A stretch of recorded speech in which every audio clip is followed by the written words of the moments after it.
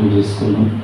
ఆదివారం ఆరాధన క్రమం కొరకే సిద్ధపరచబడినటువంటి లేఖన భాగము 2వ దశలోనికి రాసినటువంటి పత్రిక 2వ అధ్యాయము 7వ వచనం నుండి కొన్ని విషయాలు మీతో మాట్లాడడానికి ఇష్టపడుతూ ఉన్నాను. 2వ దశలోనికి రాసిన పత్రిక 2వ అధ్యాయము 7వ వచనాన్ని చదువుకుంటున్నాను.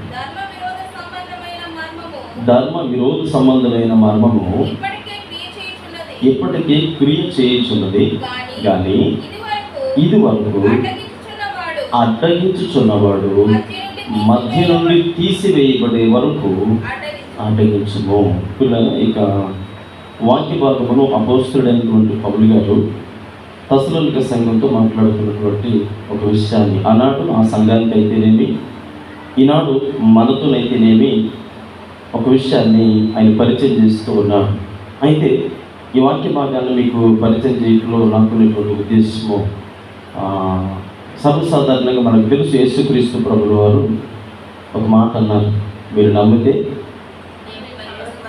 దేవుని,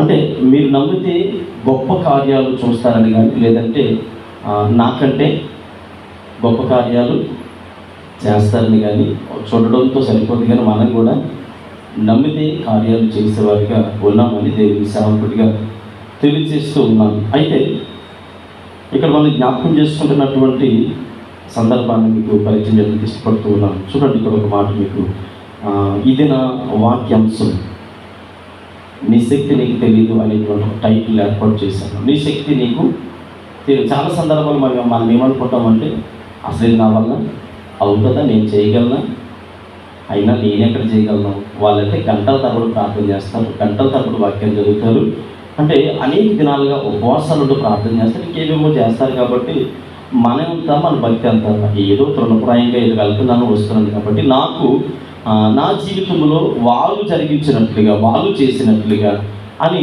ఇతరులతో మనం ఎప్పుడు కూడా కంపేర్ చేసుకుంటాం. అందుకని మన భక్తి జీవితంలో అభివృద్ధి అనేది అంతగా కనబడదు.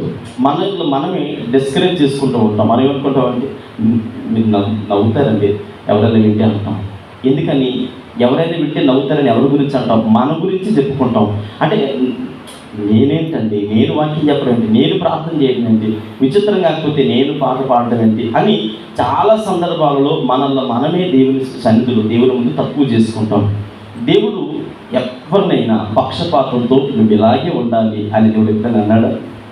ఆయన కొత్త నిబంధన కాలంలో చాలా సందర్భాల్లో యేసుప్రభువుని మాట్లాడుతూ, ఆయా సందర్భాలలో శాస్త్రులు పరిచయులు కొంతమందిని యేసుప్రభువు వెనక తిరిగే వారిని డిస్కరేజ్ చేస్తున్నప్పుడు యేసుప్రభువు అన్నారు, మీరేం చింతించవలసిన అవసరము లేదు, మీ చింత యావత్ ఎవరి మీద వేయాలి, దేవుని మీద వేయాలి. అంటే దేవుని మీద మనం చింత తీసుకుని వెళ్ళి అక్కడ వేసిన తర్వాత సొంత ప్రయోగాలు చేయకూడదు. ఇక్కడ యేసుప్రభువు అంటారు కదా, మీరు అడగండి, మీ అడిగే వాళ్ళకి ప్రతి వారికి ధారాళంగా నేను ఇస్తాను తప్ప ఎవరికి కూడా నా చెయ్యను కొరచగా లేదు, లేదంటే నేను దాచుకొని నా దగ్గర లేవు అని చెప్పేటువంటి దేవుడిని అయితే కాదు అని అనేక సందర్భాలలో తను పరిచయం చేస్తున్నాడు. కాబట్టి అంటే మనలో ఉండేటువంటి ఒక లోపాన్ని లైట్గా తెలుసుకుందాం. నీ శక్తి నీకు తెలియదు అంటే మనం అనుకోవచ్చు, ఓం భీం అనగానే, అంటే ఇలా ఈ శక్తి కాదు నేను చెప్పేది, ఈ శక్తి కాదు. ఇక్కడ మన జీవితంలో విజయం అనేది యాదృచ్ఛికంగా, అంటే అలా పుట్టుకతో సంపాదించుకున్నాం.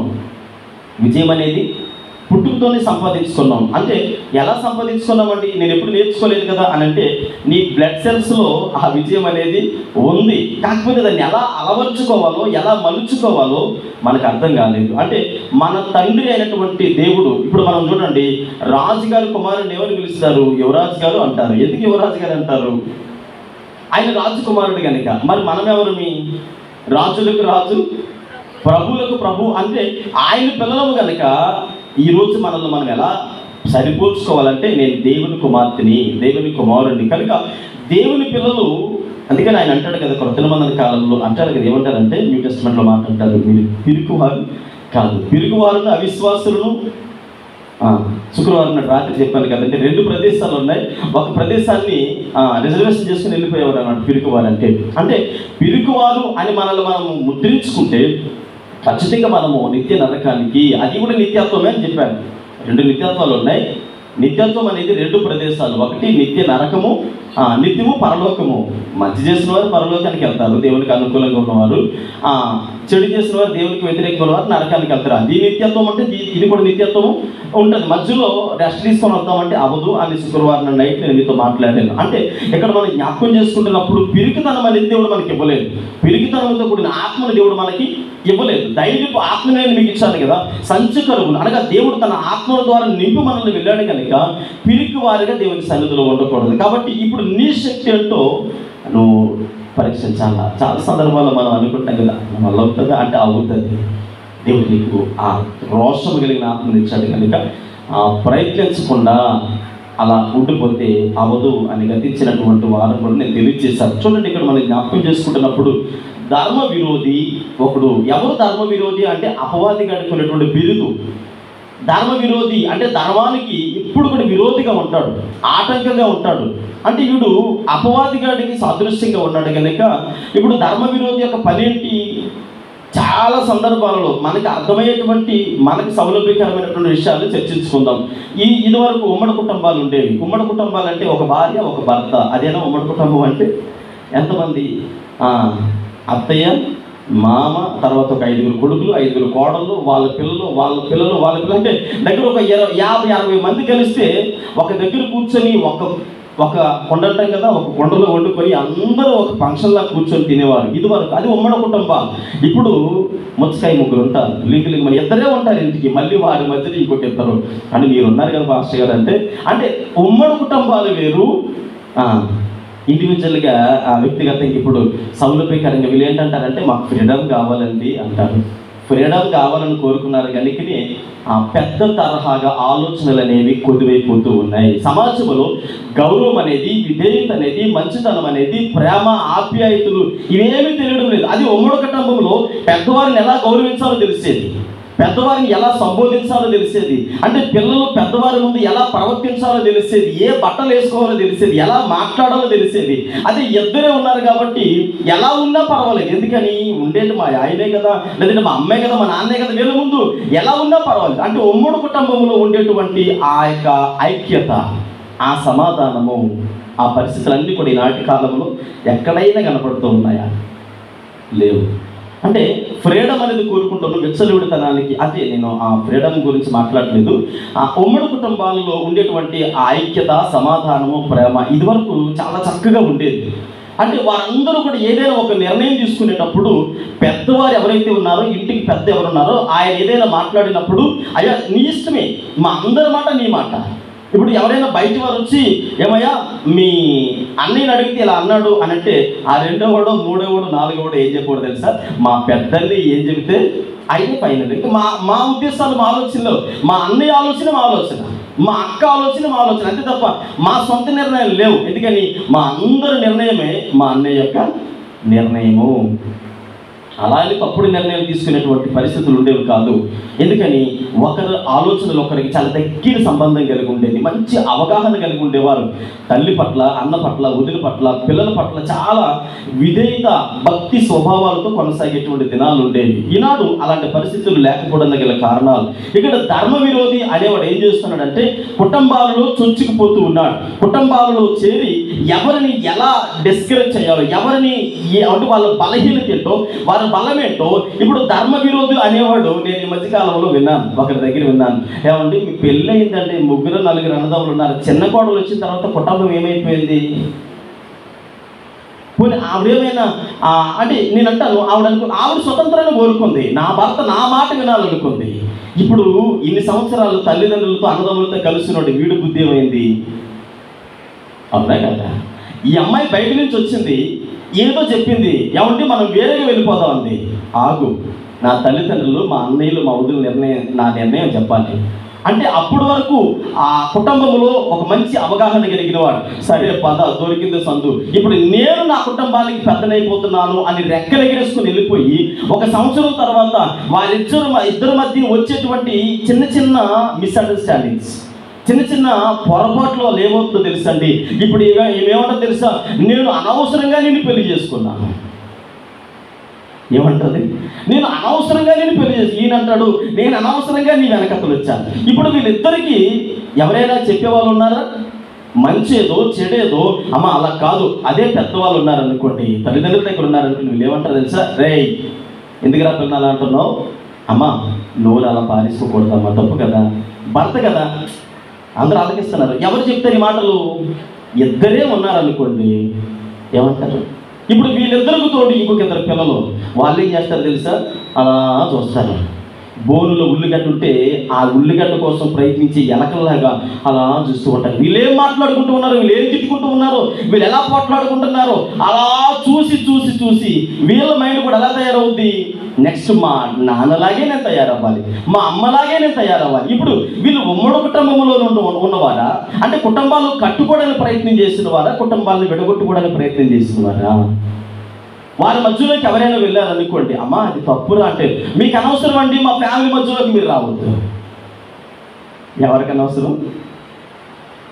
నీకు కష్టం వచ్చినప్పుడు అందరూ కావాలి, నీకు ఆపద వచ్చినప్పుడు అందరూ కావాలి. అదే నీకు ఏదైనా ఇబ్బంది వచ్చినప్పుడు అమ్మ అది తప్పు అని చెప్పడానికి పెద్దవాళ్ళు అవసరం లేదు. ఉమ్మడి కుటుంబాలకి ఇండివిజువల్ కుటుంబాలకి ఇదే తేడా. నేను ఎందుకు మాట్లాడుతున్నానంటే, ఒక కుటుంబం ఉండేది నాకు తెలిసి దాదాపు 8 మంది అన్నదమ్ములు. తల్లిదండ్రులు చక్కగా ప్రార్థనా పరులు. కొండలగిరిహారం ప్రాంతంలో తల్లిదండ్రులు చక్కగా ప్రార్థనా పరులు, రాజులు వంశానికి చెందిన వారు రక్షణలోకి వచ్చే యేసుప్రభు వారిని నమ్ముకొని తల్లిదండ్రులు యనమండుగురి పిల్లలని చక్కగా పెంచారు. మంచి ఉన్నతమైనటువంటి పొజిషన్లో సెటిల్ అయ్యారు. అందరూ కూడా టీచర్స్, డాక్టర్లు ఉన్నారు. అందరూ చక్కగా, అందరూ సాయంత్రం అయ్యేటప్పటికి ఎవరు ఏ ఉద్యోగం చేస్తున్నా హాల్లోకి వచ్చి కూర్చోవాలి, పిల్లలతో సహా హాల్లోకి వచ్చి కూర్చొని వాళ్ళ తల్లిదండ్రుల ముందు మోకరించి వాళ్ళిద్దరికి 2 కుర్చీలు వేసేవారు. వాళ్ళే ఎందుకు పాస్టర్ గారు ఆ ఇద్దరికి కుర్చీలు వేస్తే మిగిలిన పిల్లలు, కోడళ్ళు, కొడుకులు, మనవలు అందరూ వచ్చి ఆ హాల్లో కింద కూర్చొని మోకరిస్తే అప్పుడు చక్కగా ప్రారంభ ప్రార్థన, కుటుంబ ప్రార్థన చేసుకుని 1 గంట సేపు ప్రార్థన చేసుకున్న తర్వాత భోజనం చేసేవారు. మీరు అడగొచ్చు, మేము 4 ఉన్నాం, మేము కూడా ప్రార్థన చేసుకుంటున్నామండి. ప్రార్థనలో బాగానే ఉంది, మరి తగ్గు వచ్చినప్పుడు మీకు ఎవరు మీ సమస్యకి పరిష్కారం ఎవరంటే, మీరు అన్నది ప్రార్థన చేస్తే యేసుబాబు సమస్య తీరుస్తారు. యేసుబాబు తీరుస్తారు. యేసయ్య మీ కుటుంబాన్ని ఏర్పాటు చేశాడు, కట్టుకోమన్నాడు. అయితే మరి పెద్దవారు ఎందుకు అని అంటే, బైబిల్ గ్రంథంలో ఏముందంటే, నెరిసిన తల కలిగిన వారు, నెరిసిన వెంట్రుకలు కలిగిన వారు, వాళ్ళు ఎలాంటి వాళ్ళు అంటే మనకి శిరస్సు లాంటి వారు. కుటుంబాన్ని నడిపించేటువంటి పెద్దలు ఉండాలి తప్పకుండా. ఇప్పుడు చూడండి, ఆ 8 అలా ప్రార్థన చేస్తూ చక్కగా కొంతకాలం గడిచిన తర్వాత తల్లిదండ్రులు ఇద్దరు కాలం అయిపోయింది, వయసు మళ్ళిన తర్వాత వారు చనిపోయారు. చనిపోయిన తర్వాత వీరి మధ్య ఒకరి భేదాభిప్రాయాలు వచ్చాయి. నేను ఎక్కువ అంటే నేను ఎక్కువ. మగవాళ్ళందరూ డ్యూటీలకు వెళ్ళిపోయారు, ఆడవాళ్ళ మధ్య విభేదాలు వచ్చాయి. విభేదాలు వచ్చిన తర్వాత నేను గొప్ప అంటే నేను గొప్ప, ప్రాణం పెట్టేసుకునేవారు. ఒకప్పుడు ఒకరు తినకపోతే, అరే నువ్వు తినట్లేదా, అసలు ఇద్దరం కలిసి తర్వాత తిందాంలే, కొద్దిగా కూర ఉంది కదా, ఒక్కదాన్ని తినేస్తే నీకు ఉండదేమో, అక్క తర్వాత తిందాం చెల్లి అని ఇలా ఉండేటువంటి కుటుంబము కొద్ది దినాల తర్వాత పెద్దవారిద్దరూ చనిపోయిన తర్వాత వీళ్ళు ఎంత భయంకరమైనటువంటి పరిస్థితులకి దిగజారిపోయారంటే, ఎంత ప్రాణం పెట్టేవారు అవకాశం ఉంటే ఒకళ్ళు తగ్గిస్తే ఆస్తిలో వాటా ఎక్కువ వస్తుంది కదా అని కత్తులు మొలలు దోపుకొని తిరిగేటువంటి రోజులు వచ్చేసాయి. 8 ఒక్కరు చచ్చిపోయినా ఏమవుద్ది, ఆస్తిలో కొంచెం వాటా కలుస్తుంది కదా. కారణం ఏంటో తెలుసండి. ఇక్కడ మనం చదువుకున్నటువంటి లేఖన భాగములో అక్కడ మనం చదువుతూ ఉంటే 7వ వచనంలో ఉంటాడు, ధర్మ విరోధి. ఈ విరోధి ఏ కుటుంబంలోనైతే ప్రవేశిస్తూ ఉన్నాడో, ఏ వ్యక్తి జీవితంలోనైతే ప్రవేశిస్తూ ఉన్నాడో, ఏ భార్య భర్తల మధ్య అయితే ధర్మ విరోధి ప్రవేశిస్తూ ఉన్నాడో, ఏ సంఘములోనైతే ధర్మ విరోధి ప్రవేశిస్తూ ఉన్నాడో, వాడు ప్రవేశించిన తర్వాత ఐక్యత, సమాధానము, ప్రేమ, అన్యోన్యత ఇవేమీ కనబడవు. అక్కడ కనబడేది ఏంటో తెలుసండి, ద్వేషము, కక్ష, విభేదాలు, ఒకరంటే ఒకరికి అనేక రకాలుగా పరిస్థితులు కనబడుతూ ఉంటాయి. కారణం ఏంటో తెలుసా, మన బ్రతుకులో, మన కుటుంబాలలో, సంఘములో ఎవరికి స్థానం ఇచ్చామో, ధర్మ విరోధికి స్థానం ఇచ్చాం. మరి ధర్మ విరోధి మన జీవితంలో ప్రవేశించకుండా ఉండాలంటే అయ్యా ఏం చేయాలి? నా చేతుల్లో ఏమైనా ఉందా? లేదంటే యేసుక్రీస్తు ప్రభువు వారు ఉన్నారు కదా, మనం నమ్ముకున్నది ఆయనే కదా ధర్మ విరోధిని సంహరించేది అని అంటే, సంహరించేది ఆయనే. నీ శక్తి ఏంటో నీకు తెలియడం లేదు. ఆయన ఏమన్నాడంటే, నువ్వు అడుగు, అంత మాత్రమే కాదు, నువ్వు దేవుని సన్నిధిలో నమ్మితే నాకంటే గొప్ప కార్యాలు చేస్తారని సెలవిచ్చినటువంటి దేవుడు నీ శక్తిని నీకు పరిచయం చేస్తూ ఉన్నాడు. పిల్లలు ఇక్కడ జ్ఞాపకం చేసుకున్నట్లయితే, మనము దేవుని సన్నిధిలో మన మోకాళ్ళకు ఉండేటువంటి బలము, మన మోకాళ్ళకు ఉండేటువంటి శక్తి చాలా ఎక్కువ. కొంతమంది అడగచ్చు, ఊరు కూడా పాస్టర్ గారు మెట్లు ఎక్కువ వస్తుంటే ముడుకులు చనిపోతే మోకాళ్ళకి శక్తి ఎక్కడ ఉందంటలేము. మోకరించి ప్రార్థించేటువంటి ఆ ప్రార్థనలో ఉండే శక్తి నీ కుటుంబంలో చొరబడినటువంటి ధర్మ విరోధిని తరిమి కొట్టేటువంటి గొప్ప ఆయుధంగా తయారవుతుంది. హల్లెలూయా, హల్లెలూయా. పిల్లలు చూడండి, ఇక్కడ మనం జ్ఞాపకం చేసుకుంటే అసలు ఈ ధర్మ విరోధికి ఉండేటువంటి వాడు అసలు ఎందుకు ప్రవేశిస్తూ ఉన్నాడు? మన కుటుంబాల్లో కావచ్చు, మన సంఘములో కావచ్చు, మన బ్రతుకులు కావచ్చు, ధర్మ విరోధి ప్రవేశించడానికి గల కారణము, వాడి ఉద్దేశం ఏంటో మనం జ్ఞాపకం చేసుకున్నాం. చూడండి, యోహాను సువార్త 10వ అధ్యాయము, యోహాను సువార్త 10వ అధ్యాయము 7వ వచనం నుండి చదువుకుందామండి. యోహాను సువార్త 10వ అధ్యాయం 7వ వచనం నుండి. కాబట్టి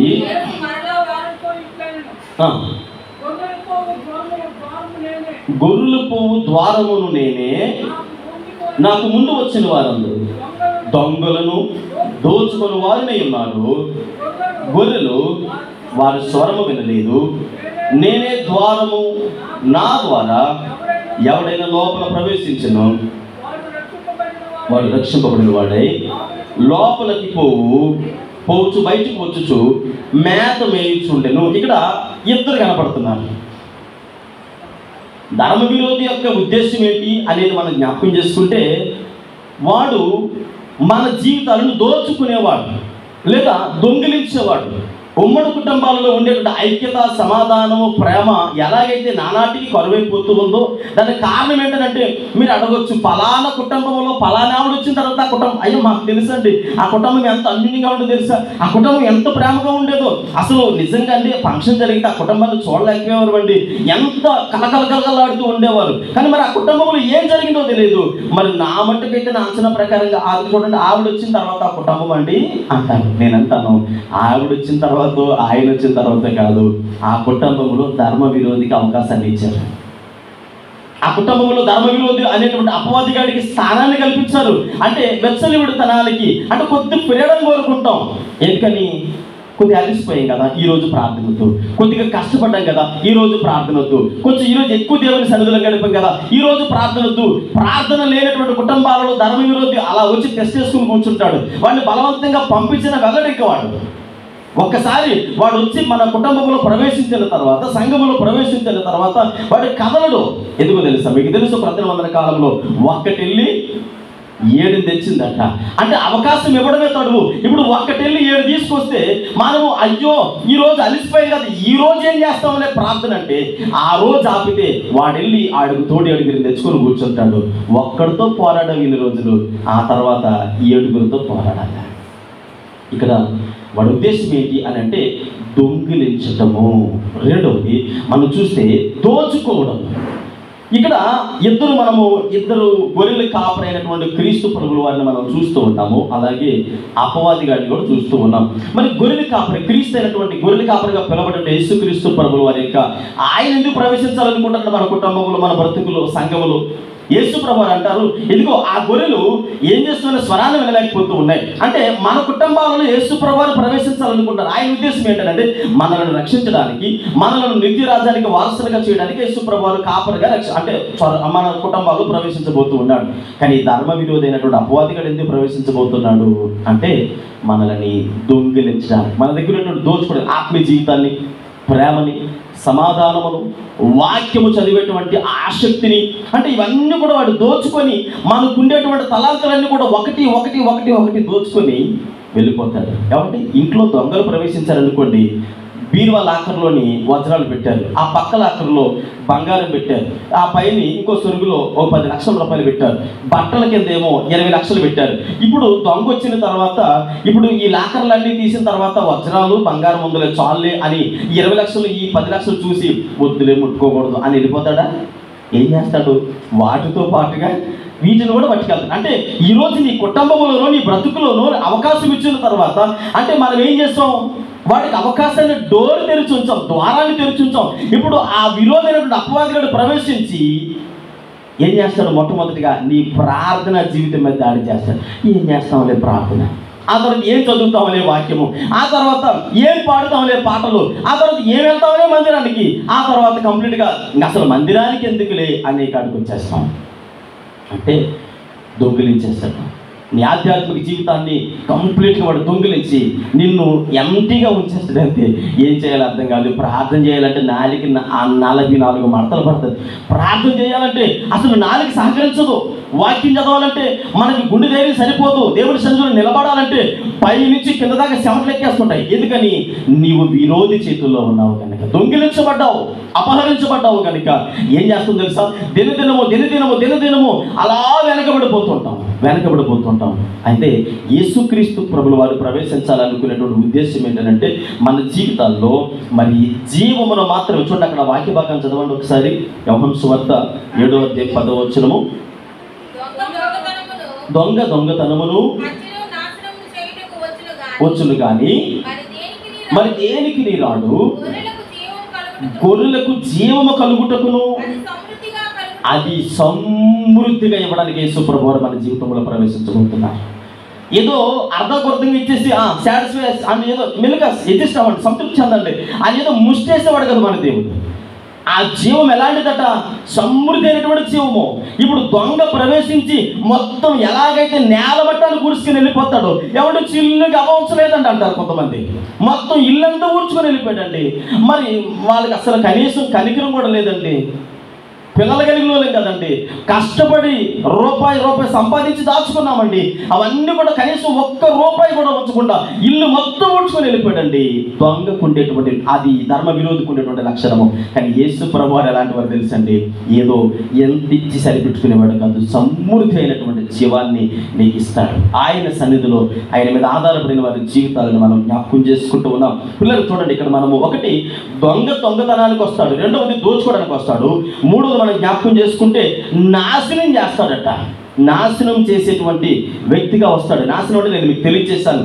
ప్రార్థన నుండి, వాక్యం నుండి, పాటల నుండి, చర్చి నుండి ఇంకా అలా ఒకటిగా అంటే నాశనానికి నడిపించేస్తాడు. అందుకే ఈరోజు 1వ కీర్తన భాగాన్ని ఎందుకు చదివించానంటే ఆ కీర్తన భాగం యొక్క ఉద్దేశంలో మనం జ్ఞాపకం చేసుకుంటే మనకి సడన్ ప్లేసెస్ ఉన్నాయి, కొన్ని ప్రదేశాలు ఉన్నాయి, కొంతమంది వ్యక్తులు మన సహవాసంలో ఉన్నారు. అంటే వీళ్ళ ద్వారా మన ఆధ్యాత్మిక జీవితం ఏమవుతుందంటే మన చేతులారా మనమే పాడు చేసుకుంటున్నాం. విరోధి ప్రవేశించాడని అనడానికి నిదర్శనలు ఇవి. ఎవరు మనకి సర్టిఫికేట్ చేయవలసిన అవసరం లేదు. మనతో ఉండేటువంటి ఆ పరిస్థితులను, మనం చదువు చూసిన ప్రదేశాలను, అనుభవాలను జ్ఞాపకం చేసుకున్న మనకు అర్థమైపోద్ది. ధర్మ విరోధి నా కుటుంబంలో ప్రవేశించాడు, ధర్మ విరోధి నా బ్రతుకులో ప్రవేశించడానికి వాడు ఆసక్తి చూపిస్తున్నాడు. ఒకవేళ ఎప్పుడైనా ప్రార్థన చేయడానికి ఇంకా వెనకాడుతున్నారా? ప్రార్థన చేయడానికి తర్వాత చేసుకుందానంటే మీ పక్కనే ఉంటాడు వాడు. వెళ్ళి ఇంకొక గడికి తీసుకొస్తాడు. ఇంకా తర్వాత కాదు కదా, ఇంకెప్పుడు మోకరించడానికి మనసు రాదు. ఆలోచించండి. ఇక్కడ మనం జ్ఞాపకం చేసుకుంటే హత్య చేస్తాడట. హత్య అంటే ప్రకటన గ్రంథంలో ఏమంటాడంటే పేరుకి మాత్రమే మీరు బ్రతుకున్నారు కానీ మెట్టుకు చూస్తే మీరు చచ్చిపోయారు. పేరుకు మాత్రమే బ్రతుకున్నారు కానీ మీరైతే చచ్చిపోయారు అని అంటే హత్య చేయబడ్డారు. ఎవరి చేత హత్య చేయబడ్డారు? ధర్మ విరోధి చేత. అంటే మనము వాడికి అవకాశాన్ని ఇచ్చాం కాబట్టి వాడు ఏం చేస్తాడు అంటే మనం నేర్చుకోవలసినటువంటి సత్యం ఏంటంటే అడ్డంగా నిలబడిపోవాలి. దేవుడికి నేర్పించినటువంటి భక్తదే. యేసు ప్రభు వారు ఉపవాసం ఉండి 40 దినాలు ఉపవాసం ఉండి ఆయన ప్రార్థన చేసి అలా వస్తున్నప్పుడు అపవాదిగాడు వచ్చి యేసు ప్రభుతో మాట్లాడుతుంటే ఈ కాన్వర్సేషన్ అంతా పక్కన పెడితే యేసు ప్రభు వారు అపవాదిగాడు ఏమన్నాడు తెలుసా? ఎక్కువగా వాటితో డిస్కషన్ చేయలేదు, ఎక్కువగా వాటితో వాదించలేదు. అపవాది పోనా వదిలేడు అన్నాడు ఆయన. ఈరోజు నువ్వు అడ్డంగా నిలబడిపోవాలి. నీ కుటుంబానికి, నీ పిల్లలకి అపవాదిగాడికి మధ్యలో నిలబడాలి. ఎందుకు నిలబడాలి అని అంటే దేవుడు ఆ శక్తిని నీకు ఇచ్చాడు, దేవుడు ఆ రోషము కలిగిన ఆత్మను నీకు ఇచ్చాడు కనుక అపవాదిగాడికి నీ కుటుంబానికి మధ్యలో నువ్వు అడ్డంగా నిలబడినప్పుడు అప్పుడు నువ్వు అడ్డంగా ఎప్పుడైతే నిలబడతావో చూడండి. అక్కడ మనం 2వ దశలోనికి రాసిన పత్రిక 2వ అధ్యాయం 7వ వచనం చదవండి మరొకసారి. క్రియ చేయుచున్నది కానీ ఇది వరకు అడ్డగించుచున్నవాడు మధ్యలో నుంచి తీసివేయబడవరకే ఏం చేయాలి? మధ్యలో అడ్డంగా నిలబడాలి. దేవుడు ఆ అడ్డంగా నిలబడేటువంటి శక్తిని నీకు ఇచ్చాడు. అపవాదిగాడితో వాదించే శక్తిని నీకు ఇచ్చాడు. పిల్లరా, పాత నిబంధన కాలంలో ఒక దైవజనుడు ఉన్నాడు. కొన్ని వందల మంది, దాదాపు 300 మంది అంతమంది పక్కన నిలబడ్డారు. వచ్చన్నారు, ఇటు పక్క ఒక్క ఆయన నిల్చున్నాడు. ఈయన అన్నాడు, ఎందుకయ్యా 2 మనస్తత్వాల మధ్య ఎందుకు? మీకు మనకి ఈ విధంగా నాకు నచ్చడం లేదు. ఎవరు నిజమైనటువంటి దేవుడో, ఎవరు ధర్మ విరోధో ఎవరు జీవాన్ని ఇచ్చేటువంటి దేవుడు మనం తేల్చేసుకుందాం రండి అన్నాడు అంతే. కొన్ని వందల మంది వచ్చి పక్కన నిలబడ్డారు. ఆఫ్టర్ ఆల్ ఒక్కడే కదా ఉన్నాడు అన్నారు అంతే. సరే మీరు చేసుకోండి, మీరు పిలుచుకున్నారు. ఉదయం సాయంత్రం దాకా నన్ను తంటాలు పడ్డారు, అరిశారు, గీ పెట్టారు, ఏదో మొత్తాన్ని ప్రయత్నాలు అన్నీ చేశారు. సరే మీ పని అయిపోయింది కదా అన్నాడంతే. ఇప్పుడు ఒక్కడే అలా సాయంత్రం సంధ్యావేళలో వచ్చి అన్నాడు, అయ్యా వీళ్ళు నమ్మినట్టుగా, వీళ్ళు కళ్ళు తెరవడినట్లుగా ఆకాశము నుండి అగ్ని దిగొచ్చిన కాక సమృద్ధి అయినటువంటి జీవమిచ్చే దేవుడిని ఆశ్రయించినప్పుడు మనలో రోషము కలిగిన ఆత్మ ఉంటుంది. భయపడవలసిన అవసరం లేదు. అంటే అడ్డంగా నిలబడాలి. ఇశ్రాయేలు ప్రజలకి ఆ తర్వాత ఆ అబద్ధ ప్రవృత్తుల మధ్యలో ఆ దైవజనుడు నిలబడ్డాడు. అమ్మో నన్ను చంపేస్తారేమో, అమ్మో నన్ను ఏదైనా చేస్తారేమో, వీళ్ళు ఎక్కువ మంది ఉన్నారు కదా నన్ను కొట్టేస్తారేమో మీరు అడగొచ్చు. అయ్యా ఆ దైవజనుడు పారిపోయి దాక్కున్నాడు కదా ఒక స్త్రీకి, యెజబెలు స్త్రీకి భయపడి అని అంటే పిల్లలను జ్ఞాపకం చేసుకోండి. రోషము కలిగినటువంటి దైవజనుడిగా, విశ్వాసులుగా మనం ఎప్పుడైతే దేవుని పక్షంగా నిలబడతామో ఆ దైవజనుడు భయపడి మానవ నైజం కలిగిన వ్యక్తిగా భయపడి పారిపోతే దేవుడు వచ్చి అన్నాడు, నీకెందుకయ్యా నేను ఉన్నాను రా అన్నాడు అంతే. అలా దేవుని స్వరాన్ని వినాలని రోషము కలిగిన ప్రతి విశ్వాసి కలిగి ఉండాల్సిన లక్షణాలు ఏంటంటే అడ్డంగా నిలబడాలి. ఎందుకు అడ్డంగా నిలబడాలి తెలుసా? నీ కుటుంబాన్ని కట్టుకునే స్థితిలో ఎవరో వచ్చి నీ కుటుంబాన్ని కట్టరు. అయ్యా నా కుటుంబంలో ఐక్యత కరువైపోయిందయ్యా, నా కుటుంబంలో సమాధానం కరువైపోయిందయ్యా, నా కుటుంబంలో ప్రేమ కరువైపోయిందయ్యా, నా కుటుంబంలో అయ్యా అనేక రకాల పరిస్థితులను చూస్తూ ఉన్నానంటే దానికి కారణం ఎవరో కాదు, నువ్వే. నిలబడటంగా నీ మోకాళ్ళ శక్తి నీకు తెలియదు. మోకరించి ప్రార్థిస్తే దేవుడు సమృద్ధి అయినటువంటి జీవాన్ని నీకు ఇవ్వబోతున్నాడు. పిల్లలు జ్ఞాపకం చేసుకోండి, ధర్మ విరోధి యొక్క ఉద్దేశం ఏంటంటే దోచుకోవడానికి వస్తాడు, దొంగతనం చేయడానికి వస్తాడు, ఆ తర్వాత నాశనం చేయడానికి వస్తాడు, నాలుగవది హత్య చేయడానికి వస్తాడు. హత్య చేయబడిన తర్వాత ఇంకా వాళ్ళు ఎవ్వరు కూడా అయ్యా నన్నుగో పలానా వ్యక్తి చంపాడు అని చెప్పడానికి అవకాశం కూడా ఉండదు. అపవాదిగాడు ధర్మ విరోధి నేను హత్య చేసిన తర్వాత ఇంకే విధమైనటువంటి ప్రయోజనము ఉండకుండా మన జీవితాల్లో భయంకరమైనటువంటి స్థితులకు వెళ్ళిపోతామని దేవుని సేవకుడిగా తెలియజేస్తూ ఉన్నాను. నీ కుటుంబానికి నీవే ఎందుకు అడ్డంగా నిలబడాలి అని అంటే మీకు ఒక వాక్య భాగాన్ని నేను పరిచయం చేస్తాను. చూడండి, మొదటి సామ్యుల గ్రంథము 7వ అధ్యాయము 13వ వచనాన్ని చదువుకుందాం. మొదటి సామ్యుల గ్రంథము 7వ అధ్యాయము ఈలాగున లోనికి తిరిగి సమూయేలు ఉండిన దినములలో అన్నిటను యెహోవా హస్తము ఫిలిష్తీయులకు విరోధముగా ఉండెను. మరియు ఫిలిష్తీయులు ఇశ్రాయేలు యొద్ద నుండి పట్టుకొనిన పట్టణములకు తిరిగి వచ్చాను. చాలండి. అంటే ఆనాటి కాలంలో ఒక్క దైవజనుడు ఉన్నాడు. ఆయనే న్యాయాధిపతి, ఆయనే రాజు, ఆయనే ప్రవక్త, ఆయనే యాజకుడు. ఎవరైనా సమూయేలు. 100 మంది లేరు అక్కడ, ఒక్కడే. అయితే ఆనాటి కాలంలో ఇశ్రాయేలు ప్రజల పక్షంగా నిలబడినటువంటి సమూయేలును చూసట ఫిలిష్తీయులు అందరూ పారిపోయారట. అంటే అది ఆయన గొప్పతనం కాదు, ఆయన మోకాళ్ళకున్నటువంటి శక్తి. ఇక్కడ మనం జ్ఞాపకం చేసుకుంటే నీ కుటుంబాన్ని నువ్వు ఎందుకు కట్టుకోవాలి, నీ కుటుంబానికి నువ్వే ఎందుకు అడ్డంగా నిలబడాలి. అపవాదిగాడు ఉన్నాడు. అపవాదిగాడు దాడి చేస్తున్నప్పుడు నీ పిల్లల జీవితాన్ని పతనవస్థలోకి నడిపిస్తూ ఉన్నాడు, లేదా నీ భర్త జీవితాన్ని, లేదా నీ భార్య జీవితాన్ని, నీ యొక్క కుటుంబం సమస్యలన్నీ కూడా తలకిందలైపోతూ ఉన్నాయి. అలా చూస్తూ కన్నీరు కాచి ఏడవడం వల్ల ప్రయోజనం ఏమీ లేదు. నేనంటాను, దేవుని సన్నిధిలో ప్రార్థనాత్మ కలిగి ప్రార్థిస్తే ఆ ప్రార్థనకు దేవుడు సమృద్ధి అయినటువంటి జీవాన్ని నీకు జత చేసి విజయాన్ని నీకు ఇవ్వబోతున్నాడు. ఆనాటి కాలంలో ఒక్క సమయంలో ప్రార్థించడం ద్వారా ఫిలిష్తీయులలో దేవుడు అంటే ఆ చుట్టుపక్కల ప్రదేశాలన్నింటిలో ఎక్కడ కూడా వాటమి లేదట. చూడండి వాక్య భాగం మరొకసారి చదువుకుందాం. ఇలాగును ఫిలిష్తీయులు ఆనపబడిన వారే ఇశ్రాయేలు సరిహద్దుల్లోకి తిరిగి రాగా ఆగిపోయి సమూయేలు ఉండిన దినములలో ఆ పేరు దగ్గర ఎవరికి వారికి ఇలా గుడ్డల మీద చేయబెట్టుకొని మీ పేరు పెట్టుకొని చదువుకోండి. స్టీఫెన్ ఉన్న దినాల్లో అన్ని చదువుకున్నాను అనుకోండి. ఇప్పుడు నా కుటుంబానికి అడ్డంగా నిలబడేది ఎవరు? నేనే. ఎందుకంటే దేవుని సన్నిధిలో ప్రార్థించినప్పుడు మోకరించి అయ్యా ఇదిగో నా కుటుంబ పరిస్థితి ఏంటి అని నేను దేవుని సన్నిధిలో ప్రార్థించినప్పుడు ఆయన పక్షపాతంతో త్రోసివేసే దేవుడు కాదు. ఆనాడు దావీదు ప్రార్థన చేశాడు. ఏమని ప్రార్థన చేశాడు? అయ్యా నీ సింహాసనం మీద నా కుటుంబంలో ఒక్కడైనా ఉండాలి. 100 మంది ప్రార్థన చేయలేదు, ఒక్కడే దావీదు ప్రార్థన చేస్తే ఈనాటికి కొనసాగుతూ ఉంది వంశావళి. మరి ఆ ఒక్కరే ప్రార్థన చేస్తే కొన్ని 100,000 అంటే సంవత్సరాలు గతించిపోయిన దేవుడు ఆ ప్రార్థన జ్ఞాపకం చేసుకుంటే మరి నీ ఒక్కదానికో ఒక్కడో ప్రార్థన చేస్తే దేవుడు మర్చిపోతాడా? సమయంలో ఉన్న దినాలలో దేవుడు చేసిన కార్యం ఎంత గొప్పదనంటే, అంటే ఆనాటి కాలంలో ఇంకా ఎన్నడూ కూడా మరి ఏ విధమైన వ్యతిరేకతలు రాలేదు అని మనం జ్ఞాపకం చేసుకుంటూ ఉన్నాం. ఫిలిస్తీన్లు మరి భయపడి పారిపోయారట. యెహోవా హస్తము ఫిలిస్తీన్లకి విరోధముగా ఉన్నదే. ఇందువల్ల సమూయేలు ప్రార్థించడం వల్ల. ఒక్క సమూయేలు ప్రార్థిస్తేనే అంత గొప్ప కార్యం చేసే దేవుడు, మరి నీవు నన్ను ప్రార్థన చేస్తే కార్యం చేయలే. చూడండి, ఇక్కడ మనం జ్ఞాపకం చేసుకుంటే నీకు ఇచ్చినటువంటి ఆ కుటుంబాన్ని సంరక్షించుకునేటువంటి గొప్ప ధన్యతను దేవుడు ఇచ్చాడు. చూడండి, సమూయేలు కంటే ముందు ఒక ప్రవక్త ఉన్నాడు, ఏలీ అనేటువంటి దైవజనుడు. ఆ దైవజనుడు మరి దేవుని సన్నిధిలో సమూయేలు అతని ముందే పెరిగాడు. కానీ ఒక భయంకరమైన సంఘటన ఏంటంటే, ఫిలిస్తీన్లు ప్రతి క్షణము ఏలీ ఉన్న సందర్భాల్లో ప్రతిసారి దాడి చేసేవారట, ప్రతిసారి ఇశ్రాయేలుని బాధ పెట్టేవారట, ప్రతి సందర్భంలో వారు పండించుకున్నటువంటి పంటలను కూడా దోచుకొని వెళ్ళిపోతుండేవారట. మరి సమూయేలు రాజు కాదు, అలాగని యుద్ధం చేసిన వాడు కాదు, ఆయన ఏం చేసేవాడు? ప్రార్థన చేసేవాడు. ఈరోజు నీ కుటుంబంలో ఎవరక్కడ రండి చూసుకుందాం అని చెప్పి కాళ్ళు కయ్యానికి ఇవ్వాల్సిన అవసరం లేదు. ఇంట్లో మోకరించి ప్రార్థించండి. మీ ప్రార్థన వలన దేవుడు సమృద్ధి అయినటువంటి విజయాన్ని మీ కుటుంబానికి ఇవ్వబోతూ ఉన్నాడు. పిల్లలు జ్ఞాపకం చేసుకోండి, ప్రార్థన మన జీవితంలో గొప్ప కార్యాలు జరిగిస్తుంది అనడానికి ఏ విధమైనటువంటి అనుమానము లేదని దేవుడి సేవకుడిగా తెలియజేస్తూ ఉన్నాను. తర్వాత యోవేలు గ్రంథం 1వ అధ్యాయము. మరి అపవాదిగాడు ధర్మవిరుద్ధ యొక్క ఆలోచనలు మరొకటి మనం జ్ఞాపకం చేసుకుందాం.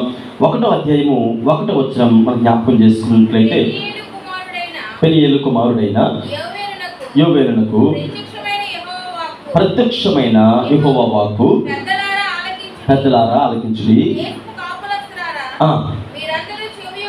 వినుడి, ఇలాంటి సంగతి మీకు వినబడినట్లు మీ దినములలో కానీ మీ పితరుల దినములలో కానీ జరిగిందా?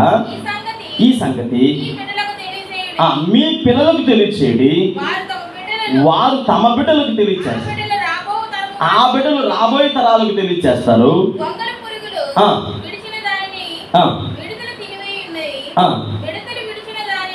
చాలండి. ఇక్కడ మనము చేయవలసినటువంటి పని ఏంటంటే, దేవుని సన్నిధిలో ఆయన విశ్వాసాలుగా ఉన్నాం కాబట్టి మన భక్తి జీవితంలో నీ కుటుంబానికి ఉత్తరవాదులు నిలబడాలి. మధ్యలో అడ్డంగా నిలబడి నీ ప్రార్థన ద్వారా నీ కుటుంబాన్ని కాపాడుకోవాలి. ఆ కుటుంబము సంఘానికి మాదిరికరంగా ఉంటుంది, సంఘము సమాజానికి మాదిరికరంగా ఉండాలి. అంటే ఇక్కడ ఆయన నేర్పించే మాట ఏంటంటే, యోవేలు ప్రవక్త ద్వారా మాట్లాడుతూ ఉన్నాడు, అయ్యా మీరు ఒక్కసారి జ్ఞాపకం చేసుకోండి, మీరు మీ పితరుల కాలంలో ఇదివరకు చూశారు కదా, అయితే మీ కాలంలో చూశారు, మీ పిల్లలు వారి పిల్లలకు అలా తెలియచేయబడినప్పుడు, ఒకరి నుంచి వాళ్ళు తెలియచేయబడినప్పుడు ఎవరి గురించి?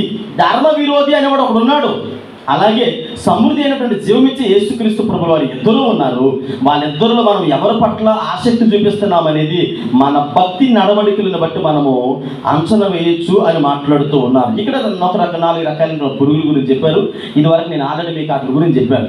గొంగల పురుగు లక్షణం ఏంటి, ఆ తర్వాత మిడతకున్న లక్షణం ఏంటి, ఆ తర్వాత పసరు పురుగుకున్నటువంటి లక్షణం ఏంటి, ఆ చీడ పురుగుకున్నటువంటి లక్షణాలు ఏంటి, వీటి గురించి నేను ఇదివరకు మాట్లాడాను. అయితే ఇక్కడ నేను మీకు తెలియచేయాలనుకున్నటువంటి అంశం ఏంటంటే, మనము ధర్మ విరోధి గురించి నేర్చుకోవడం మాత్రమే కాదు, మన పిల్లలకి రాబోయే తరాలకి వాటిని సాక్ష్యాలుగా ఉంచి వారికి తెలియచేయాలి. అలా తెలియచేయాలంటే, అయ్యా మరి ధర్మ విరోధి నుంచి మనం కాపాడబడాలంటే ఏం చేయాలి? క్లుప్తంగా కొన్ని విషయాలు తెలియచేసి నేను త్వరగానే ముగిస్తాను. చూడండి, నహూము గ్రంథము 3వ అధ్యాయము 17వ వచనం 18వ వచనం చదువుకుందాం. నహూము గ్రంథము మొట్టమొదటిగా నహూము గ్రంథము 3వ అధ్యాయం 17, 18 వచనాలు.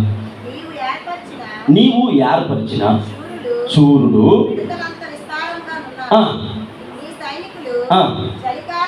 చలికాలమందు చాలండి. ఇక్కడ ఈ మొదటి లక్షణాలు మనం జ్ఞాపకం చేసుకుంటున్నప్పుడు సుఖాశక్తులు అంటారు కదా. అంటే మనకు తెలుసు సుఖాశక్తులు అంటే వారం అంతా పనిచేసుకొని ఆదివారం వచ్చినప్పటికీ చక్కగా ఆదివారం చర్చ అయిపోయిన తర్వాత ఇంటికి వెళ్ళి మంచిగా ఏదో వండుతారు, తినేసి శుభ్రంగా ఆ రోజు ఇంకే పనులు పెట్టుకోకుండా ఒక దిండి ఒక దుప్పటి చక్కగా మంచం మీదకి వెళ్ళిపోయి, ఇదిగో ఈరోజు నన్ను ఎవ్వరూ డిస్టర్బ్ చేయొద్దు. లేదు సాయంత్రం ప్రార్థన లేదంటే, ఈ ఆదివారం దయచేసి నన్ను మాత్రం డిస్టర్బ్ చేయొద్దు అని చక్కగా ఎందుకని ఏమైనా వర్షం పడుతుంది కాబట్టి దయచేసి నా జోలికి రావద్దు, ఈ రోజు ఒక్కరోజే నాకు దొరికింది, మళ్ళీ రేపు తెల్లారితే ఎక్కడికి వెళ్ళిపోవాలి, పనికి వెళ్ళిపోవాలి కాబట్టి దయచేసి ఒక్కరోజుకి నన్ను డిస్టర్బ్ చేయొద్దు అని అంటే ఇప్పుడు చక్కగా తల్లి పెట్టుకొని పడుకొని రాత్రి 8 గంటలకు లెగిసి అప్పుడు మరలా లెగిసి అప్పుడు వంట మొదలుపెట్టి 10 గంటలకు తిని ఆ తర్వాత 11 గంటలకు పడుకొని అంటే ఇప్పుడు ఈ ప్రాణాలు ఏమంటారు? వీళ్ళు ఏం కోరుకున్నారు? సుఖాన్ని కోరుకున్నారు. కనుక సుఖాసక్తులు అంటే సైన్యాన్ని ఎందుకు పరిచయం చేస్తారు? అసూరు రాజు గురించి మనం జ్ఞాపకం చేసుకుంటే, రాజ్యం గురించి మనం జ్ఞాపకం చేసుకుంటే, అసూరు రాజ్యం అనేది ఒక బలాఢ్యులు పెద్ద పెద్ద సైనికులని చాలా రోషం కలిగినటువంటి సూర్యుని తీసుకొచ్చి అక్కడ నిలబడారు, యుద్ధ పంక్తుల్లో నిలబెట్టారట. యుద్ధ పంక్తులు తీర్చి వారు నిలబెడితే వాళ్ళందరూ అక్కడ నిలబడి అనుకున్నారట, ఏముందలే ఇంకా శత్రువు రాలేదు కదా అని కొంచెం అలా సేద తీరుదామని చెప్పేసి కంచెలోకి దూరిపోయి చలికాలం ముందు ఈ గొంగల పురుగులు ఏం చేస్తాయంటే, నేను గత ఒక 10 రోజులుగా 2 గొంగల పురుగులు అబ్జర్వ్ చేస్తున్నాను. మా వెనకతలో ఉన్న బాత్రూములు చక్కగా గూడు కట్టుకొని ఉన్నాయి. అవి ఎక్కేటప్పుడు నేను చూశాను. వాటిని ఎందుకో అట్లా చెరపాలనిపించలేదు, వాటిని అలా ఉంచుదాం చూద్దాం. గొంగల పురుగు అదేదో పట్టు పెట్టుకొని మళ్ళీ ఏదో చేతకుక్షలుగా అవుతుందండి కదా, నేను ఎప్పుడూ ప్రయోగాత్మకంగా చూడలేదు, సరే చూద్దాంలే అని అంటే అవి అలా గోడ మీదకి ఎక్కి ఇప్పుడు రెండు ప్రదేశాల్లో అలా గూడు కట్టుకుని ఉండిపోయాయి, వాటి చుట్టూ పూజ ఏర్పాటు చేసుకొని. అంటే ఈ గొంగల పురుగుకు ఉండేటువంటి లక్షణం ఏంటంటే బాగా చల్లగా ఉండే ప్రదేశాల్లోకి వెళ్ళిపోయి దాని చుట్టూ పట్టి ఏర్పాటు చేసుకుని అందులో ఉండిపోద్దట. దాదాపుగా ఎన్ని రోజులకి లేస్తుందని రాశాడంటే దైవజనుడు 36 రోజుల తర్వాత లేస్తుందట. అది ఎన్ని రోజుల తర్వాత అండి? 36 రోజుల వరకు నిద్ర మొత్తం చేరదట. ఒకవేళ దాన్ని లేపాలనుకుంటే వాళ్ళు ఏం చేయాలా, సున్నపు నీరు దానికి ఇలా చలితే ఆ కళ్ళు మంటలో చప్పుడు లెగిస్తుందట, సున్నపు నీరు వాసన కలిగిస్తుందంట. ఇప్పుడు ఈ అసూరు రాజ్యము సూర్యులు వచ్చి బలం కలిగినటువంటి సైనికులు వచ్చి ఆ కంచెలు అనగా బార్డర్లోని చక్కగా ముసుగులు వేసుకొని పడుకున్నారట. యుద్ధానికి వచ్చిన వాడు ఎలా ఉండాలి? రోషం కలిగిన వాడిగా ఆయుధాన్ని పట్టుకొని సిద్ధపాటు కలిగి ఉండాలి. ఈరోజు దేవుని బిడ్డలుగా మనం ఎలా ఉండాలి? ధర్మ విరోధి మన కుటుంబంలో ప్రవేశిస్తున్నాడని మనకు అర్థమవుతుంది, మనకు తెలుస్తూ ఉంది. మనము దుప్పటి ముసిగేసుకొని అలా మత్తులైపోయి పడుకొని ఉంటే సోమరులుగా దేవుని వాక్యాన్ని, ప్రార్థనని, సహవాసాన్ని పక్కన పెట్టి మనము గొంగల పురుగు లాంటి లక్షణాలు, పురుగు గురించి కాదు నేను చెప్పేది, మత్తు గురించి మన మత్తులోకి వెళ్ళిపోయి అలా పడుకొని కొంచెం అండి సుఖాశక్తి దయచేసి ఈ ఒక్కరోజుకే ఇంకేం అనుకోవద్దు అని ఎంత బ్రతములాడతాం. ఏమంటే వారం అంతా కష్టపడింది, ఒక్కసారి ఈ మాత్రం నేను అర్థం చేసుకోకపోతే ఎలాగండి అంటే ఈ సుఖాశక్తి ఆ ఒక్క రోజులోనే 7 తీసుకొచ్చి కూర్చోబెడుతుంది. ఆ విషయాన్ని మర్చిపోతుంది. సుఖాశక్తి వల్ల అసూరు రాజ్యం అంతా కూడా అస్తవ్యస్తం అయిపోయిందట, శత్రు చేతుల్లోకి వెళ్ళిపోయింది. శత్రువు దాన్ని కబలించాడు. ఎందుకనంటే బలము కలిగినటువంటి సూర్యులే అక్కడ రాయబడినటువంటి లేఖన భాగంలో మరి బలము కలిగినటువంటి సూర్యులు సైన్యము వారు అక్కడ కంచులో దాగున్నటువంటి పురుగులు లాంటి లక్షణాలు కలిగిన వారిగా వారు చక్కగా తలదాచుకొని పడుకొని ఉంటే శత్రువు ప్రవేశించి వారి జీవితాన్ని అస్తవ్యస్తం చేసేసారు. నేను అంటాను, ఈరోజు నీ ఆసక్తి ఎక్కడుంది? నీకున్నటువంటి ఆసక్తి, ఆ ప్రార్థన జీవితం, భక్తి జీవితం అన్నీ కూడా నేను అన్నాను కదా, ధర్మ విరోధి ప్రవేశించడానికి ఒక అవకాశం మనం అంటాం కదా, ఎవరిని మీరు ఇంకొద్దునా అన్నాడు. ఎక్కడున్నాడట? అక్కడే ఉన్నాడట. ఎవరిని మృంగుదునా అని అంటే మనము మత్తులైపోయి సుఖాశక్తులైపోయి ప్రార్థనకి డుమ్మా కొట్టేసి ప్రార్థనలో పాల్గొకుండా, ప్రార్థనలో ఆసక్తి చూపకుండా, ప్రార్థనలో మోకరించుడి దగ్గర అమ్మాయి ప్రార్థన చేయి అని అమ్మాయికి చెప్పవు కానీ మరి మీరు ప్రార్థన చేశారా? ప్రార్థన చేసి పడుకో అంటాం.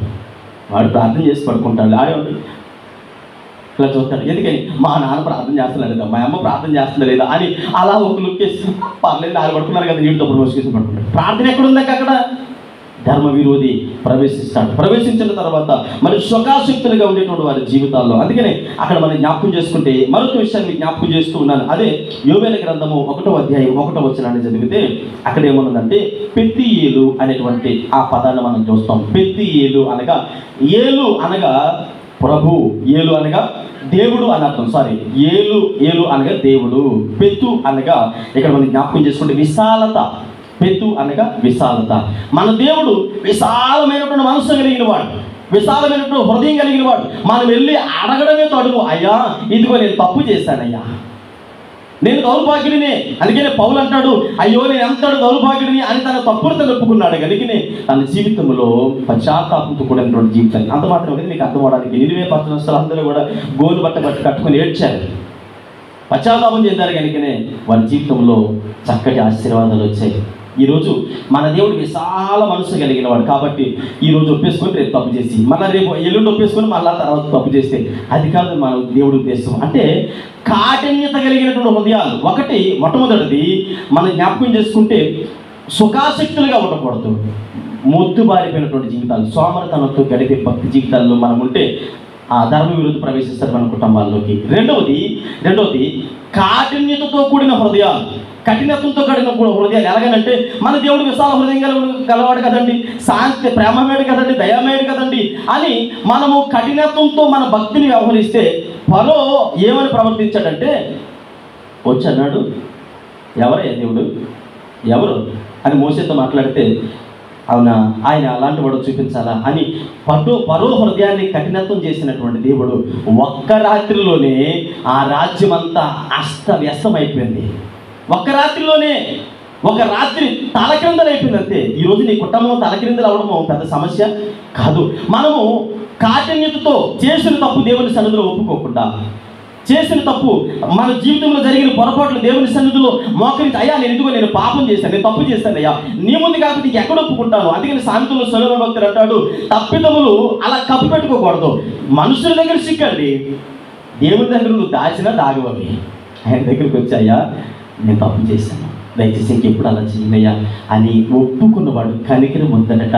విశాల హృదయం కలిగిన దేవుడు నీ జీవితాన్ని ఆశీర్వదించబోతున్నాడు, నిన్ను బట్టి నీ కుటుంబాన్ని దీవించబోతున్నాడు. అలా కాదు, అలా కఠిన హృదయంతో కలిగి ఉంటే ఒక రాత్రిలో నీ కుటుంబం తలకిందులైపోతుంది, నీ బ్రతుకు తలకిందులైపోతుంది. కనుక చాలా జాగ్రత్తగా ఆలోచించాలని దేవుని సేవకుడిగా మనం చేస్తూ ఉన్నాను. రెండవది కాఠిన్యతతో కూడిన హృదయాలు మన జీవితంలో ఉండకూడదు. విశాల హృదయం కలిగిన వాడు కనుక ఇల్లు ఆయన దగ్గరికి వెళ్ళి ఒప్పుకుంటే ఖచ్చితంగా ఏం చేస్తాడు, క్షమిస్తాడు, ఆశీర్వదిస్తాడు, నీ జీవితాన్ని మరి దీవెనకరమైన రీతిలో నడిపిస్తాడు. మనం ఏమనుకుంటామంటే ఏమంటే ఇన్ని సంవత్సరాల భక్తి జీవితంలో నాకెవరాలు చెప్పిన లేరు, అసలు మనం అంటే ఏమనుకున్నారు అంటారు. ఆకాను ఎన్ని సంవత్సరాలు జీవించాడు? ఎన్ని సంవత్సరాలు ఇజ్రాయెల్ ప్రయాణం ఐగుప్తు నుంచి కనాను దేశానికి ఎన్ని సంవత్సరాలు పట్టింది? ఎరుకో దాటిన తర్వాత ఆకాను చనిపోయాడా, ఎరుకోలో చనిపోయాడు, అంటే ఎరుకోకి ముందు చనిపోయాడా? మరలా అడుగుతున్నా, ఆకాను ఎరుకోకి యువతలు చనిపోయాడా, ఎరుకో దాటిన తర్వాత చనిపోయాడా? ఎరుకో దాటిన తర్వాత ఏ ప్రదేశం వచ్చింది? ఎరుకో తర్వాత నెక్స్ట్ ఏంటి? కనానే. ఎరుకో తర్వాత కనానే. అంటే ఇంచుమించుగా ఆకాను కనాను బోర్డర్లో అడుగుపెట్టాడు. ఎందుకు కనానులో ఆ బోర్డర్లో అడుగుపెట్టాడు అంటున్నానంటే ఎరుకోలో అయ్యగారు చేసినటువంటి ఒక తప్పిదం అనేది అక్కడ ప్రత్యక్షమైంది. 40 సంవత్సరాలు తన భక్తి జీవితాన్ని కాపాడుకున్నాడు. కొంతమంది వ్యభిచారంలో పడిపోయారు, కొంతమంది మోహపు చూపులో పడిపోయారు, కొంతమంది మరి విగ్రహారాధనలో పడిపోయారు, కొంతమంది రకరకాల పరిస్థితులు సనుగుల్లో పడిపోయారు. ఈ 6 లక్షల మంది 40 సంవత్సరాల ప్రయాణంలో వీళ్ళు రకరకాలుగా రాలిపోయి పడిపోయి అలాగ కనాను దేశానికి వెళ్ళేటప్పుడు ఆ చివరి గోడలో అడుగుపెట్టిన కనాను ఆ చివరి క్షణంలో పడిపోయాడు ఆకాను. నేను అనుకుంటాను ఒక్క క్షణము కంట్రోల్ చేసుకుని ఉంటే ముగ్గురు అని జ్ఞాపకం చేసుకునేవాడినేమో, కానీ ఇద్దరిని జ్ఞాపకం చేసుకున్నాను. మీరు అనుకోవచ్చు ఏమంటే నేను మరి ఎలాగుంటుందంటే మన ప్రార్థన భక్తి జీవితం వద్దు. ఆ కాఠిన్యతతో కూడిన భక్తి మనం చేస్తున్నప్పుడు మనం అనుకోవచ్చు నేను పర్వాలేదండి నా ఆకాలులాగా, ఆ చివరి క్షణంలో పడిపోతాం. ఎందుకంటే నీ హృదయ కాఠిన్యతను బట్టి నీ భక్తి జీవితాన్ని తలకిందలు చేయబోతున్నాడు దేవుడు. 40 సంవత్సరాల భక్తి జీవితాన్ని కాపాడుకొని ఆ చివరి క్షణంలో పడిపోయాడండి.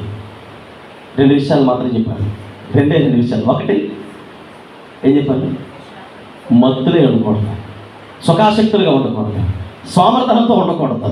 మన కుటుంబాల బాధ్యత మన చేతుల్లోనే ఉంది. ఎవరో వస్తారండి, ఎవరు ఆయన వస్తాడండి, ఆయన ప్రార్థన చేస్తాడు, ఆయన వస్తాడండి, ఎవరు రారు. నీ కుటుంబానికి నువ్వే అడ్డంగా నిలబడాలి. దేవుడు నీకు ఆ శక్తిని ఇచ్చాడు కనుక నీ శక్తి ఏదో నీకు తెలియదు. నీ మోకాళ్ళకు ఉన్నటువంటి విలువ నువ్వు మోకరించి ప్రార్థించు, ఖచ్చితంగా సమృద్ధి జీవాన్ని దేవుడు నీకు ఇస్తాడు. రెండవది మన హృదయంలో ఉండే కాఠిన్యతను తొలగించుకోవాలి. కాఠిన్యత అంటే ఏదో కాదు, ఏంటంటే చేసింది ఏ పొరపాటైనా, మాట్లాడింది ఏ పొరపాటైనా పక్కోడికి సంజాయిస్ ఇవ్వాల్సిన అవసరం లేదు. వాళ్ళ దగ్గరికి వెళ్ళి ఏమంటే నేను ఎలా చేశాను ఎవరికి అవసరం లేదు. దేవుని సన్నిధిలో లేదా మీ ఇంట్లో మోకరించి ప్రార్థించడం, అయ్యా ఇదిగో దౌర్భాగ్యపు జీవితాన్ని కలిగినటువంటి వాడినయ్యా, అయ్యా పాపపు వ్యక్తిత్వం కలిగిన వాడినయ్యా, నా నోటి దురుస్తనం వలన అయ్యా నీ నామమునకు అవమానం వచ్చింది నా వలన, కనుక దయచేసి నన్ను క్షమించండి అయ్యా, ఇదిగో ఈ హృదయంలో ఉండే కల్మసం అంతా మీరు కడగండి. ఎప్పుడైతే మన తప్పిదాలను దేవుని సన్నిధిలో ఒప్పుకుంటామో ఫరో ఆ జీవితంలో ఆ రాజ్యములో ఐగుప్తులో ఒక్క రాత్రిలో తలకిందులైనట్లుగా మన జీవితం తలక్రిందులు కాకుండా చూసుకోవాలి అని అంటే మనం అనుకోవచ్చు నా కుటుంబం ఏమండి, నా పిల్లలేంటండి, నేనేంటండి అనుకోవచ్చు. కానీ ఒక్క రాత్రిలో ఐగుప్తులో తలక్రిందులైపోయింది కాఠిన్యత వల్ల. ఒకవేళ అలాంటి పరిస్థితి నీకుందా, ఒకవేళ అది ఉంటే దేవుని సన్నిధిలో వదిలిపెట్టేద్దాం. వదిలిపెట్టేసి దేవుని సన్నిధిలో ఎలా ఉండాలనంటే అడ్డంగా నిలబడేవాడిగా. నీవు అడ్డంగా నిలబడే వరకు అపవాదిగాడు ధర్మవిరోధి నీ కుటుంబాన్ని నాశనం చేయడానికి చూస్తూనే ఉంటాడు. కాబట్టి వెళ్దాం, ప్రయత్నం చేద్దాం.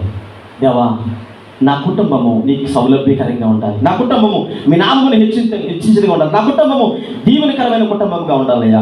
అయ్యా, దాని కొరకు నేను సిద్ధపడుతున్నా. నా కుటుంబాన్ని సమాజములో, సంఘములో మీ నామమును ప్రకటించేటువంటి విషయంలో నేను ముందుండే వ్యక్తులలో ముందు వరుసలో ఉంటానయ్యా అని ప్రార్థించే బిడ్డలుగా మనం ఉన్నప్పుడు ఖచ్చితంగా మన బ్రతుకులు ఆశీర్వాదకరంగా మలుస్తాయి. అందుకని నీకున్న శక్తితో దేవునికి అవకాశాన్ని ఇచ్చాడు, కానీ సద్వినియోగపరచుకోలేకపోతున్నాం అంటే ప్రార్థన చేసుకుంటాం. పరిశుద్ధిగా ప్రేమ కలిగిన తండ్రి మీకు వందనాలు. సర్వాధికారి కృప కలిగిన మా ప్రభావ మీకు మహిమ చెల్లిస్తూ ఉన్నా. కూడా వచ్చిన బిడ్డలందరినీ ఆశీర్వదించండి. దేవ, విన్న వాక్యాన్ని మా జీవితంలో ఫలభరితంగా మార్చమని ప్రార్థిస్తున్నాను. దేవ, ఎదుగుతండి ఇంతవరకు ప్రభా మీరు మాతో మాట్లాడిన ప్రతి మాటను బట్టి మీకు వందనాలు. అవును ప్రభా, దేవ ఎదుగుతండి ధర్మ విరోధి నా ప్రభా మా కుటుంబాలలో, మా బ్రతుకులలో, సంఘములో, అయా సమాజంలో అనేక రీతిలుగా ప్రభా అయా మా మధ్యలో నాయన ఐక్యతను, సమాధానమును, ప్రేమను చెరగొడుతూ ఉన్నాడు ప్రభా. అయా ఎదుగుతండి ఒకప్పుడు ఉన్నటువంటి అయా పరిస్థితులు ప్రభా ఎదుగు అనేక కుటుంబాలలో తండ్రి ప్రభా ఉమ్మడి కుటుంబాలలో ప్రభా కరువుతూ ఉన్నాయి. దేవ ఎదుగుతండి ఈ ఉదయకాల సమయంలో మేము నేర్చుకోవడానికి మాకు సహాయం దయచేసిన రీతిని బట్టి మీకు వందనాలు. అవును ప్రభా, మా జీవితాలలో ప్రభా నెమ్మదిని, సమాధానమును కలిగించే దేవుడు కనుక, అయ్యా సర్వ సమృద్ధిని ఇచ్చేటువంటి దేవుడు ప్రభా, ఏ ఒక్కరికి కొదువు చేసే దేవుడు కాదు కనుక దేవాయకు తండ్రి విన్న వాక్యం మా బ్రతుకులో ఫలభరితంగా మార్చండి. మేము సుఖాశక్తులుగా ఉండి ప్రార్థన యందును ప్రభా, అయ్యా వాక్యమందును, సహవాసమందును, అయ్యా